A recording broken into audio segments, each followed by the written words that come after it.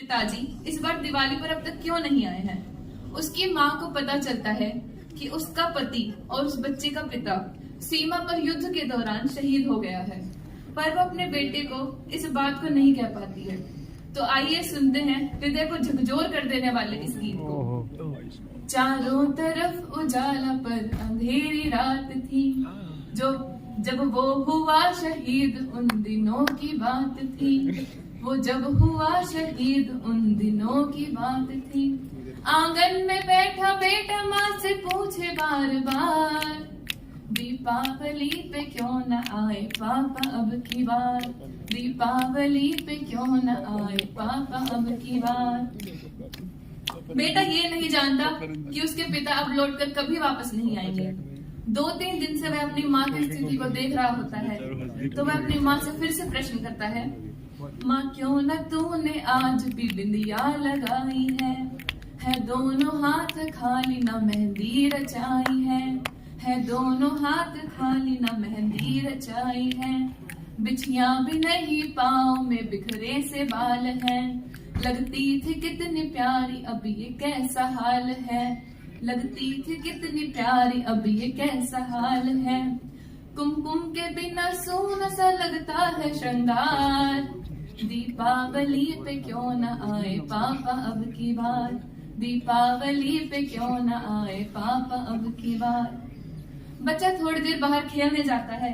वह अपने मित्रों के पिताओं द्वारा लाए गए उपहारों को देखता है और वह अपनी माँ के पास वापस आता है और फिर अपनी माँ से प्रश्न करता है, किसी के पापा उसको नए कपड़े लाए हैं, मिठाइयाँ और साथ में पटाखे लाए हैं। मिठाइयाँ और साथ में पटाखे लाए हैं, वो भी तो नए जूते पहन खेलने आया। पापा पापा कह के सबने मुझको चिढ़ाया। पापा पापा कह के सबने मुझको चिढ़ाया। अब तो बता दो क्यों है सूना आंगन घर द्वार। दीपावली पे क्यों न आए पापा अब की बार। दीपावली पे क्यों न आए पापा अब की बार।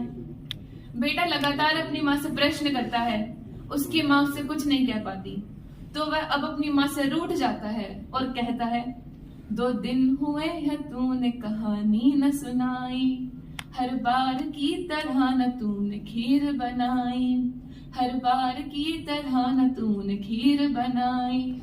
आने दो पापा से मैं सारी बात कहूंगा, तुमसे न बोलूंगा न तुम्हारी मैं सुनूंगा।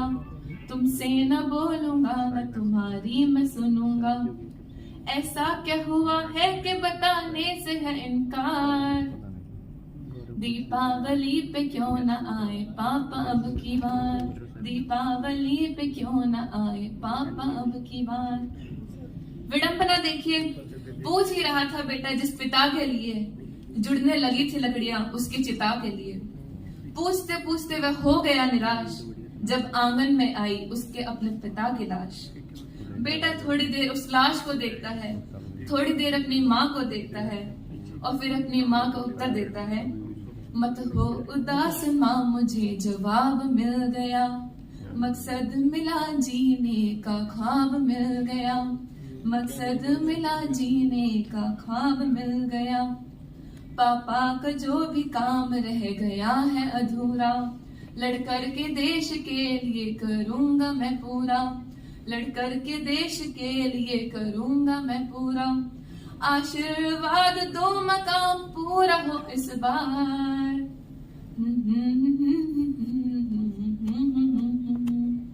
जय हिंद।